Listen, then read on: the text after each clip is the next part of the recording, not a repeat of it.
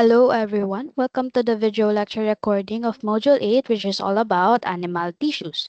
Here are our learning objectives for this module. First is to compare the different types of animal tissues relative to their cellular organization and structure. So, syempre yung mga tissues natin, hindi naman sila pare-parehas ng structure, ng cellular organization dahil magkakaiba sila ng function. Remember na palaging form follows function. So, nakadepende yung form or yung itsura, yung structure ng ating tissue, ng ating organ, depending on their function. Next is to describe the characteristics and functions of the four main types of animal tissues. So, ano kaya yung characteristics nila, ano yung mga functions na pina-perform ng mga tissues na yon. And then lastly is to explain their role in making up the major organs of our body, okay, of an animal. So for example, ano kayang tissue? Major animal tissue type yung bumubuo sa skin, sa heart, sa stomach, sa brain, etc. But before we start discussing those, I have here a picture na I'm sure you're already well aware of or you're already familiar of. This is a picture from a scene in Titanic. Okay, sa movie na Titanic.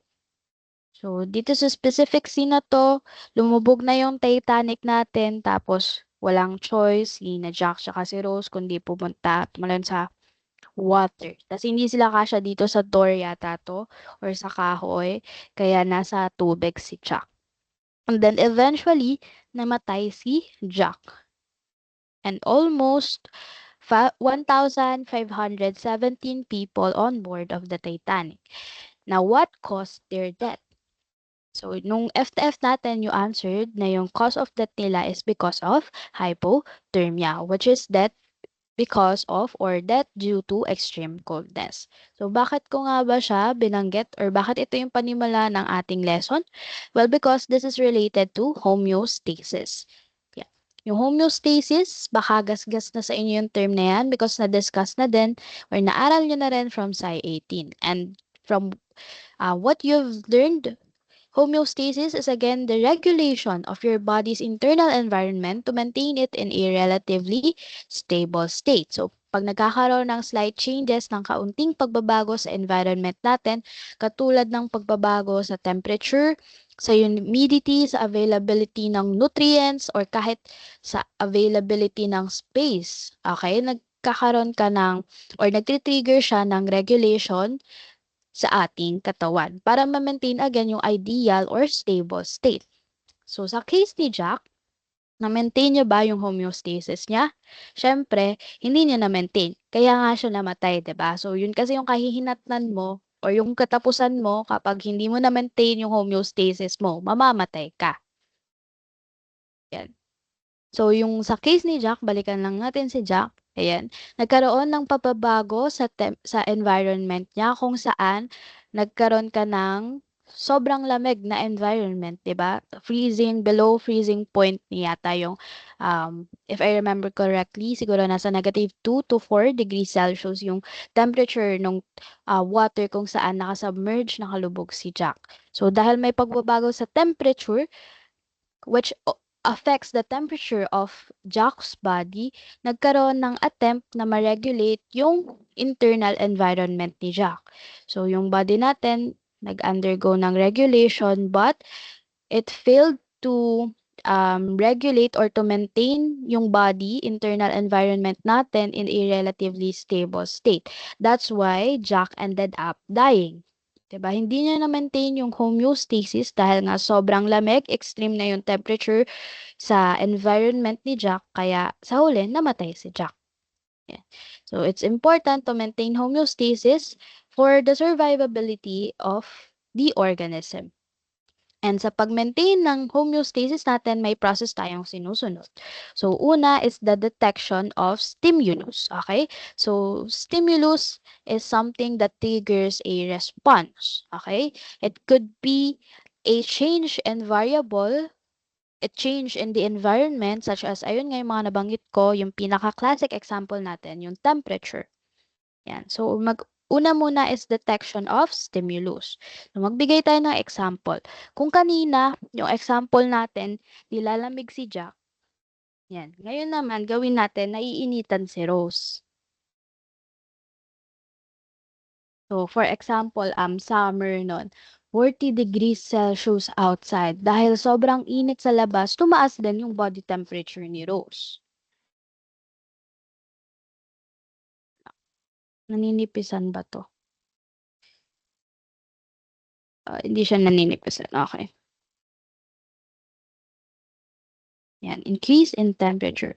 So ngayon, yung increase in temperature, na-detect siya ngayon ng tinatawag nating receptors. Mga receptors, mga specialized cells sa yung body which detects stimulus or detects changes in variable. So for example, yung nakadetect nitong increase in body temperature or increase in temperature ay skin receptors. Yan. So, we have different types of receptors. Pero for this specific example, sabihin na natin skin receptors. Yan. Now, ang gagawin ni skin receptor is ibibigay niya or i-deliver niya yung information, yung na-detect niya sa control center. Okay? Now, ano ba yung control center natin? Siyempre, yung control center natin is your brain. Ichichismis niya ngayon kay brain na naiinitan si body. And then, ang gagawin naman ni brain, ni control center, ipaprocess niya yung input na yon, yung information na yon, and then provide siya ng appropriate response. Okay? And then, yung response na yon or yung output na yon, papadala ni control center papunta kay effector. Yung mga effector, sila naman yung mga usually sila yung mga glands, body glands natin kung saan ginagawa nila yung output na sinend ni control center. Okay? So sila yung nag-a-act nung magiging response dun sa stimulus. So for example, yung effector natin dito ay sweat glands.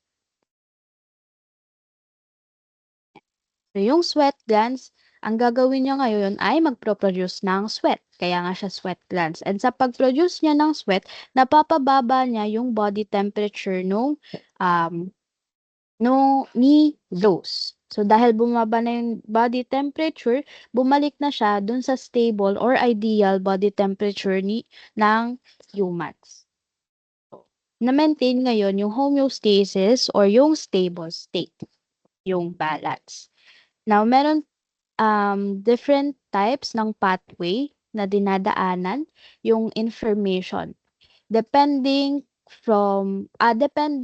kung kanino manggagaling at kung kanina papunta. Kapag it is from the receptor to the control center, ang tawag natin doon ay afferent pathway. Yan.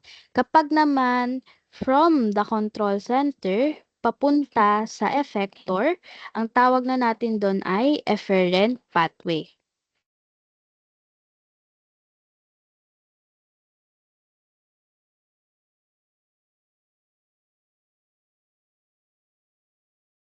Now, a single cell cannot control body temperature, blood sugar, oxygen levels all at the same time, no? Because magre-require yun ng large amounts of energy, especially if the organism becomes bigger and more complex. That's why it will need different parts to do different jobs. And doon papasok yung tinatawag nating multicellularity. Para ma-maintain yung homeostasis or yung relatively stable state ng ating internal environment, kinakailangan natin ng maraming cells in order to do those regulations, do those functions. Okay? Yan. So, yung mga cells ng animals natin, they must be surrounded by an aqueous solution. At kapag sinabi nating aqueous solution, yung solvent mo dyan ay water. Yan. Or yung major component mo is water. And then yung mga solute mo, mga ions and molecules that help maintain osmotic balance. If natatandaan nyo pa yung osmotic balance natin from the first semester, iba yan yung osmosis, yung may hypotonic, hypertonic, tsaka isotonic. Hypotonic, hypertonic, Isotonic. So, between the three, syempre, yung pinaka-ideal is si isotonic dahil wala kang net movement of water into and out the cell. So, pantay lang yung pumapasok at lumalabas, pantay yung amount ng pumapasok at lumalabas na water sa cell natin, kaya wala kang net movement ng water or parang walang nababawas, walang nadadagdag. Kapag naman hypotonic, yung consequence niyan ay swell and then eventually magbe-burst yung ating cell. Okay? Kasi mas maraming solute concentration inside your cell. Kaya ang tendency is papasok yung water papunta sa cell. Kapag naman hypertonic, yung mangyayari sa cell natin ay mag-shrink siya. So, mas madami namang solute concentration sa labas kaysa sa loob. That's why yung tendency ng flow or ng diffusion ng water is from the inside to the outside. So, ma-dehydrate siya, mawawalan siya ng water. Yan. So, kinakailangan ng osmotic balance in order to supply energy and also for other maintenance needs. But yung mga unicellular organisms natin, yan, yung mga iisa lang yung cell, yan, mga unicellular organisms natin, they are largely dependent on their environment for the exchange of materials. Okay, that's why it led to the evolution of multicellularity, kung saan nagkaroon ka na nga ng different cells with different functions. Yeah. So, yung multicellularity, it made it possible for organisms to have an internal environment of fluid kung saan makakapag-exchange ng materials yung cells. Because just like I've said earlier, kapag unicellular organism ka, highly dependent ka talaga sa external environment mo kasi doon ka nakikipag-exchange ng materials for your survival. So, for example, meron kang unicellular organism, tapos, um, adapted siya or nakatira siya sa mga moist environments. And moist environment. Pag ito bang unicellular organism mo, dinala mo siya sa desyerto, makakasurvive kaya siya? Siyempre, your answer would probably be no. Hindi siya makakasurvive unless adapted siya to that kind of harsh environment. On the other hand, kapag yung multicellular organism mo, such as humans, yan, nilagay mo sila sa desyerto, makakasurvive kaya sila? Probably yes, diba? They have a higher chance of survival than unicellular organisms. Bakit? Because yung cells nitong humans mo, nakikipag-exchange sila ng material not with the external environment but within the internal environment of fluid inside their body.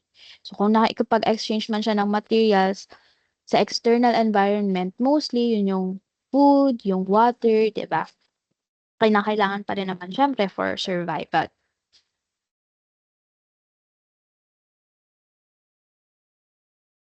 Yan. So another advantage of being multicellular is that um, major life functions has been subdivided among specialized group of cells. Kung noon, yung unicellular organism mo, yung iisang cell na yon, siya lahat nagpe-perform ng movement, ng food capture, ng digestion, ng excretion, ingestion, reproduction. Ngayon, kapag multicellular organism ka na, meron ka ng specialized cells na cells specialized to do those functions. For example, ito yung si group A, sila yung sa food capture, si group B dito sa digestion, gano'n. Naka-by group na sila ngayon, yung mga functions natin. Diba? Ayan. And yung specialization ng mga cells na yon, it greatly increased the efficiency with which animals carry out these major life functions. So, syempre, dahil nga marami ka ng cells, pwede mo nang gawin simultaneously itong mga major life functions mo, mas nag-increase yung efficiency, mas nag-increase yung survivability.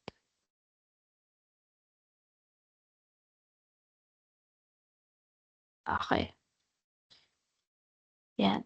So, here are the different types of animal tissues. So blood, bone, epithelial, connective, muscle, nervous, etc. So structures that do the same job are made up of similar kinds of cells. So very familiar naman na kayo dyan, levels of organization, di ba? Yung mga tissues natin, they are made up of groups of cells working together to perform the same or similar function. Yan. So, ito lang din yon yung levels of organization. Kapag may tissue ka, you can make up an organ which makes up the organ system. So, here are the four major types of animal tissues. You have epithelial, connective, muscle, and nervous tissue. And each of those major types of animal tissues have different functions. So the properties of the individual cells in each tissue type determines the structure and therefore yung function ng ating tissue. So syempre nakadepende dun sa type of cell na bumubuo sa kanila kung ano yung magiging function nila. Yan. So here are the four main tissue types. We have first the nervous, and then we have the epithelial, we have the muscle, and then we have the connective tissue. So, yung mga nervous tissue natin, example nila, neurons and glial cells, which conducts electrical impulses and is in charge of communication and coordination ng mga body functions. And next is epithelial tissue. So, some examples, simple squamous and simple cuboidal. Yung function ng epithelial tissue natin is mostly for protection ng internal environment natin, but sometimes it can also function for absorption, secretion, filtration, and also sensation. And the next, we have muscle tissue. We have three types, the cardiac, the smooth, and skeletal. So, yung skeletal muscle tissue mo, siya yung pinaka maraming percentage or pinaka widespread na type ng muscle tissue in the body. So, yung function nyo naman is mostly for movement, and posture, and also heat production. Lastly, we have the connective tissue, which connects all parts of your body or the different parts of your body, and also nagfa-function siya mainly for support, protection, transport, storage, and insulation. So parang si connective tissue yung pinaka merong diverse na function in all these animal tissue types. So some example, fat, bone, blood, cartilage. Yes, si blood po is a type of tissue. So for these modules, since kukulangan na tayo ng time, we will only be discussing about epithelial tissue and connective tissue. Nervous tissue and muscle tissue, magbibigay kami ng lobster, which is one of your PBTs that you need to answer, that you need to do para maaral nyo yung nervous tsaka yung muscle tissue. Or at least magkaroon kayo ng knowledge about these two tissues. Okay, so let's start with epithelial tissue. Yan. So, yung mga epithelial tissue natin, they are consist of a sheet-like layer of cells.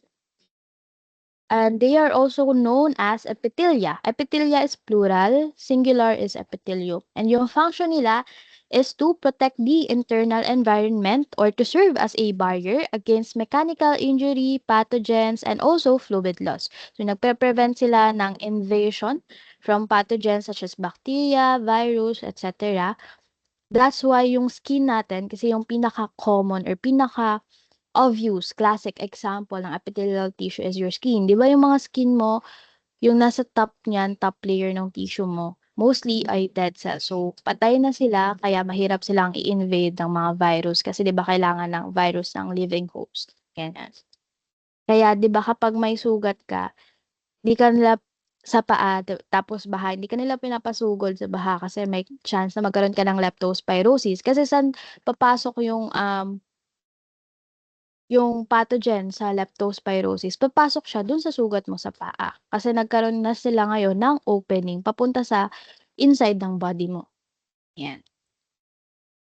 So, yung mga epithelial tissues natin, they have little extracellular matrix material between them. And they are mostly composed nga ng layers of cells. So, here are the different parts, different structures of an epithelial tissue. So, itong isang ganyan, ang tawag mo dyan ay epithelium or epithelial cell. Yan. Tapos, kapag together na sila, kapag marami na sila, yun na yung epithelium mo or epithelial tissue.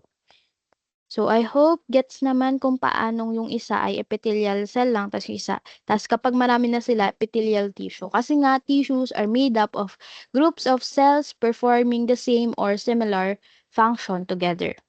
Ayan. Anyways, so, meron tayong two types of surfaces dito sa ating mga epithelial cells. You have your apical surface and also the basal surface. Yung apical or free surface, this is the outer surface that is exposed to water, air, or fluids within the body. So, basically, ito yung naka-expose sa external environment. On the other hand, itong basal surface, the inner basal surface, it adheres to a thin layer of extracellular matrix secreted by the epithelial cells. Okay? So, which we call the basal lamina. So, yung basal surface, kaya basal, yung tawag sa kanya kasi dikit siya or nakaharap siya sa basal lamina ang tinatawag natin. Or also known as the basement membrane. Yung function ni basal lamina is to fix the epithelium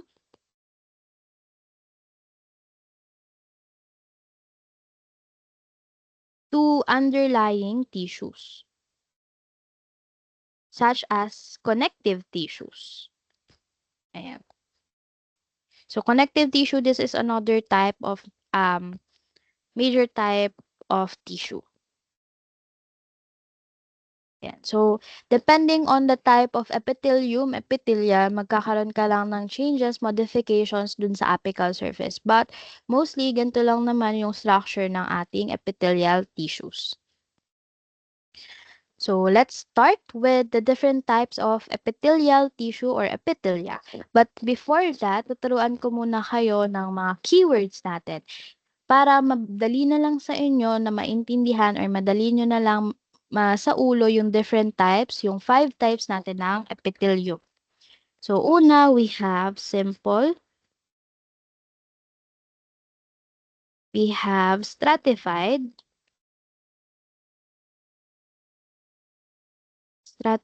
and then pseudo-stratified.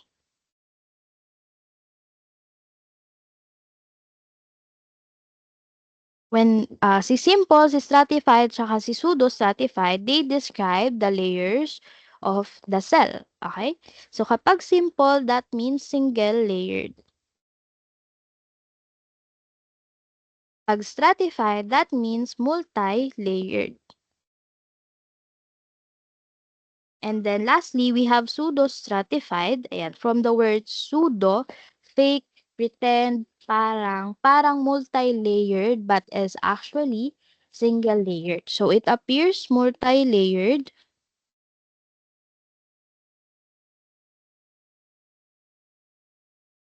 but is single-layered. Yan. So, again, itong tatlo, simple, stratified, and pseudo-stratified, they describe the layers of cells sa ating epithelial tissue. Okay, sorry, kailangan ko siyang burahin kasi walang space. So, next naman, you have cuboidal, you have squamous, and you have columnar. When you say cuboidal, yung shape, okay, sorry. When you say cuboidal, squamous, and columnar, they describe the shape or the appearance of your cells. So, syempre, kapag cuboidal siya, yung itsura ng cells mo or shape nila ay cube-like. Pantay yung height, pantay yung width. Kapag naman sinabi nating squamous, these are flattened cells.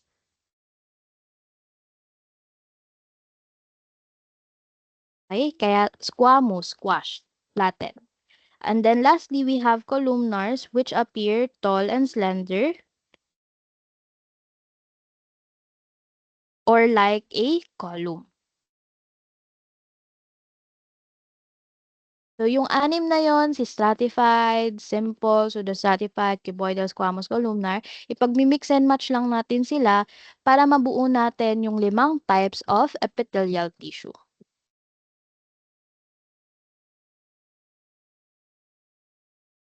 Okay. Let's start first with simple squamous epithelium.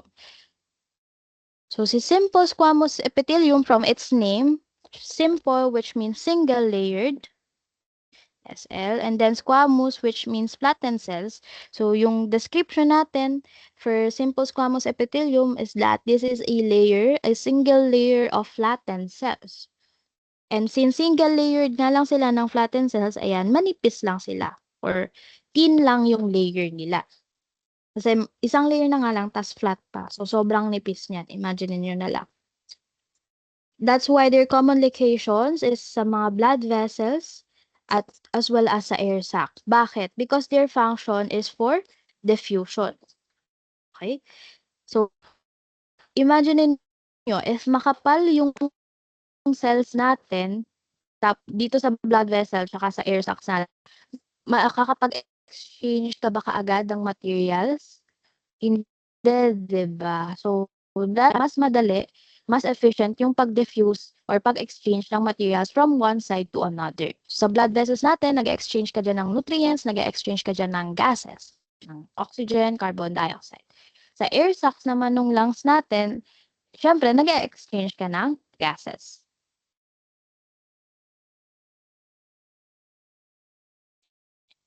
Next natin ay stratified squamous epithelium. So, si stratified squamous epithelium, kabaliktaran na siya ni simple squamous. Kasi si stratified, multi-layered na siya. Marami na siyang layer of flattened cells. So, itong mga stratified squamous epithelium, yung cells nila, they can regenerate rapidly. So, new cells are formed by division near the basal surface, which pushes the old cells outward. Okay, so para lang siyang yung vascular cambium natin, gano'n. Pinu-push niya or yung mga apical meristem natin, pinu-push niya palayo sa kanila yung mga old cells. Yan. So, yung mga cells mo, yung mga matured cells mo or old cells mo dito sa taas, they are usually replaced or natatanggal sila due to abrasion. That's why they are commonly found sa mga locations or sa mga parts ng bodies katulad na skin. Ayan, and surfaces subject to abrasion such as your mouth. So, bakit? Para madaling napapalitan yung mga natatanggal na layer ng squamous cells. Okay? Yan. So, yung function nila is again protection against abrasion and they are typically not involved in secretion or absorption. Next, we have cuboidal epithelium. So, from its name, cuboidal epithelium, yung itsura ng mga cells natin dito, epithelial cells natin ay cube-like or die-shaped. And they are specialized for secretion. And that's why they make up the epithelium of kidney tubules as well as many glands, including your thyroid and salivary glands. So, yung mga cuboidal epithelium natin, they have what you call microvilli in their apical or free surface. So, ganito yung itsura ng microvilli.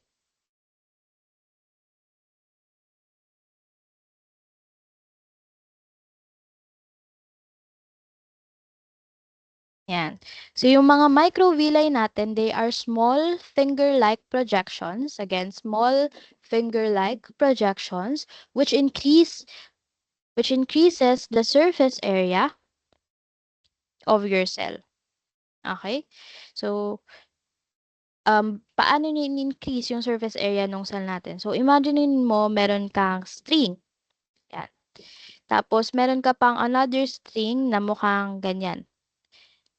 Parang nagbubuo siya ng wave. So, kapag itong string mo na to, si string B, tapos si string A. Si string B, tinuwid mo siya, in-straighten mo siya, alin yung may mas mahabang length, si string A or si string B? Siyempre, si string B. So, that means, nag-increase nga talaga yung surface area ng cell natin kapag ganti yung itsura ng apical or free surface nila. So, bakit kailangan i-increase yung surface area? Because again, they are specialized for secretion and absorption. Kapag mas marami yung surface area mo or mas mataas yung surface area mo, mas marami kang nasisikret, mas marami kang na-absorb.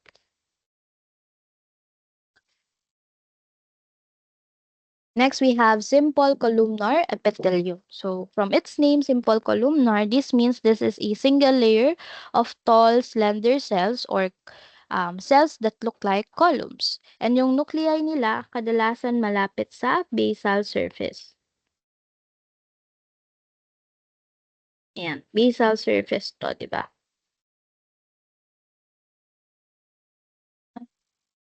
So they are often found where secretion or active absorption is important, such as the lining of your intestines, your cervical canal, as well as gallbladder. So sa intestines kasi natin, 'di ba, nagsisecrete sila ng digestive juices for digestion para ma-breakdown, chemical breakdown ng pagkain mo as well as nag-absorption of nutrients. So sa small intestine nag-aabsorb ng nutrients, sa large intestine nag-aabsorb ng water. Yan. So yung mga simple columnar epithelium natin, they may have microvilli or cilia, as well as secretory vesicles. Ma'am, ano po yung cilia? So yung cilia, kung yung microvilli natin, ganyan, finger-like projections, yung cilia natin, mukha silang buhok. Yan. So promise, mukha silang buhok. Nakakita na ba kayo ng paintbrush? Parang ganun yung cilia. So yung mga cilia natin, they are taller and thinner than the microvilli. And yung function nila is mostly for motility or movement. Yan. So, paano? So, imagine niyo na meron kayong walis. Tapos kapag nagwawalis kayo, 'di ba, yung motion na ginagawa niyo, nasasama yung mga dumi or yung dirt papunta dun sa direction kung saan niyo siya gustong mapunta. So, parang ganun din yung function or parang ganun din yung mechanism ng ating mga silya.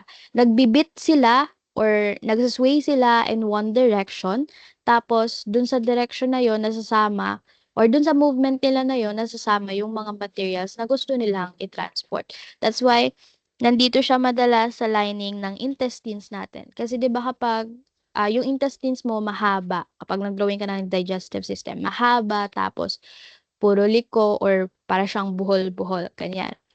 So, siyempre, hindi naman siya makokontrol ng gravity, hindi naman isang straight yung intestines mo, pag ganyan yan.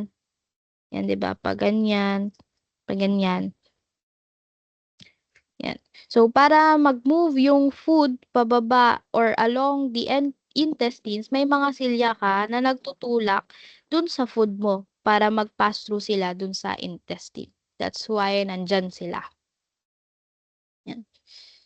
Next, and the last type of epithelial tissue, we have simple pseudostratified columnar epithelium. So, napakahaba ng pangalan niya. Pero yung gusto lang talaga niyang sabihin is that for this type of epithelial tissue, they appear multi-layered, kaya nga pseudostratified, but is actually just a single layer of columnar cells. So, why do they appear multi-layered? So, ganito yung itsura nila.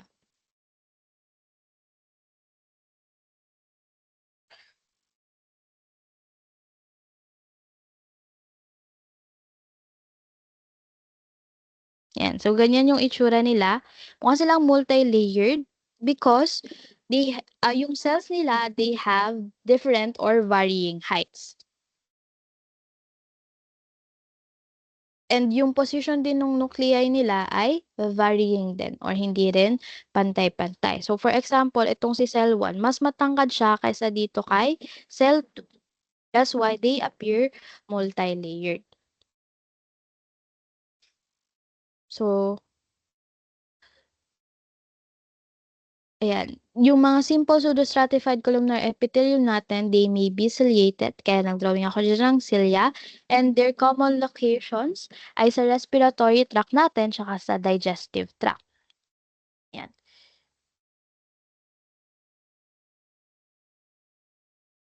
So, yung function nila is for protection as well as secretion ng mucus and move it across the surface. That's why may silya ka sa respiratory tract mo, 'di ba? Kasi kailangan mo ngang i-sweep or i-move yung silya, ay sorry, sweep or i-move yung mucus along the surface with the help of your cilia. So that ends yung lesson natin about epithelial tissue. I will be uploading another video naman for connective tissues, which is a recorded class from another section. And so I obtained their consent naman in posting this. So, ayun na lang yung i-watch nyo. Kasi di ko na rin kaya ng time ko to record another video. I've already uploaded yung mga happy time slides natin sa BBL. So, check that out. Nandun na rin um, yung sinagutan nyo, yung in-identify nyo kung anong type of epithelial tissue siya. Ito, yan. Uploaded na din doon. So, yun lang. Good luck and thank you. Sana makapasa kayo or ma-ace nyo. Yan. Ma-ace nyo yan, yung Gen Bio exam natin. Don't hesitate to message me if you have any questions or concerns. Bye-bye. Thank you.